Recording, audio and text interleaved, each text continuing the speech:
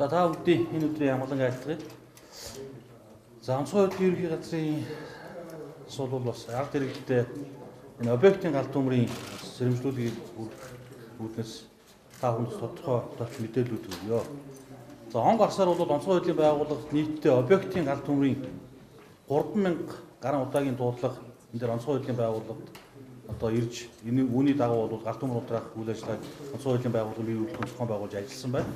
За энэ галт төмөрт өртөж болшгүй 700 гаруй хүний одоо амь насыг бас онцгой хөдөлгөөний байгууллагаас авран хамгаалсан гэсэн юм тоо мэдээлэл байж байна.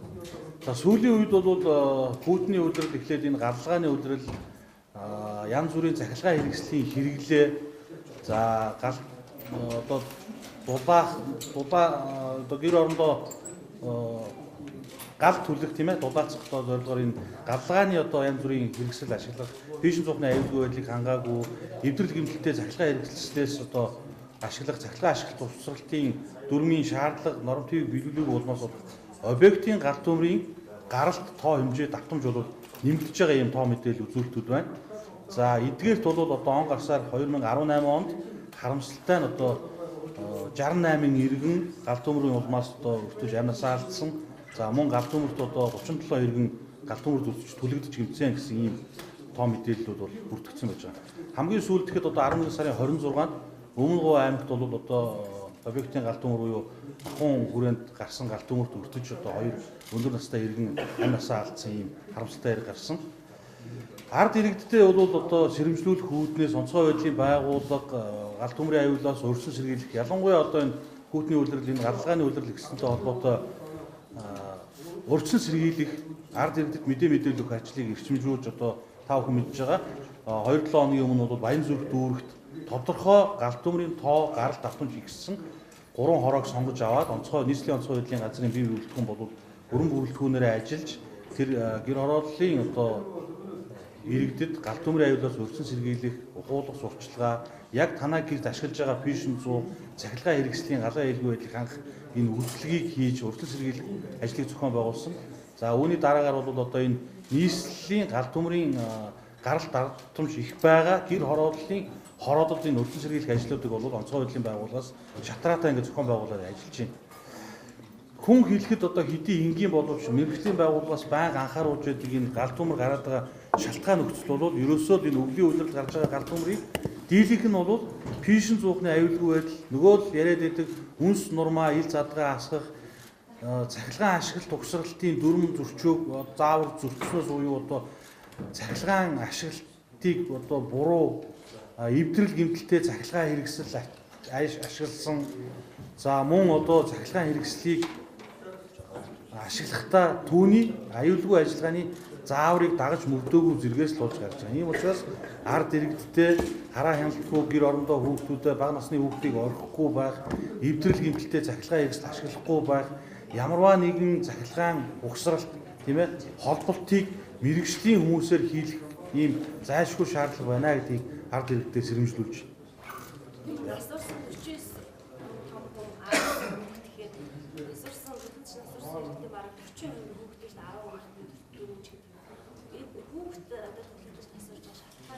Ер нь бол галт төмөрд объектын галт төмөрд өртөж амнасаа алдж байгаа энэ тохиолдлууд бол ихэвчлэн хараа хяналтгүй хүүхдийг орхисноос л үүдэлтэй.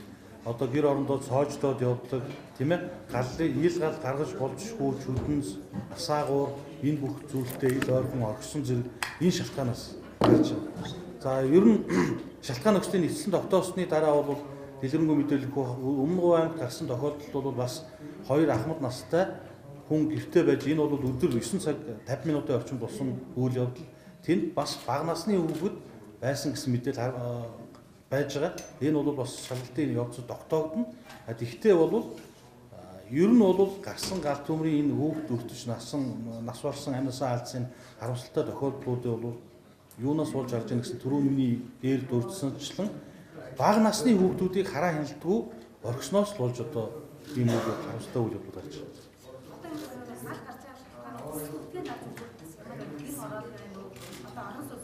Ер нь онцгой байдлын байгууллагад ирж байгаа мэдээлэл энэ бүртгэж байгаа галт төмрийн тохиолдлыг аваад үзэх юм бол өвлийн үйлрэл буюу гаралгааны үйлрэлд 11 сараас 4 сард гарч байгаа энэ объектын галт төмрийн дийлэнх нь бол гэр хорооллын одоо дүүрэг орчинд гарч байгаа ийм зүйл байна. Тэгээд энэ гарч байгаа гэр хороолд гарч байгаа галт төмрийн бас шалтгаан нөхцөл бол түрүү миний дурдсанчлан үнс нур одоо юу гэдэг цогтой үнс нурмаа гаргаад хашааныхаа хажууд ойролцоо шатах материал тавьждаг, үнс нурмаа таглаатаа саунд хийдгүү хүн сонсоход энгийн одоо юу гэдгийг анхаарал хандуулахад дандаа сонсч идэг зүйл мэд боловч энэ бол хүний амь нас та бүдгийн эрүүл амьдрахын одоо эрхийг ноцтойж өрчөж байгаа эд материалын маш их хохирол дагуулж байгаа цаашлаад амь насаа алдах юм одоо эрсдэл төрөж болшгүй юм шалтгаан нөхцөл байж байгаа. Он гарснаас хойш онцгой байдлын байгууллагад зөвхөн онцгой байдлын байгууллага дуудлага мэдээлэлээр ажилласан 3080 удаагийн галт төмрийн объектын галт төмрийн дуудлаган дээр ажилласан. За үүнээс бол өртөж болшгүй 714 иргэний амь насыг онцгой байдлын байгууллагын мэргэжлийн байгууллага одоо аварсан гэсэн статус тоо мэдээлэлтэй байна.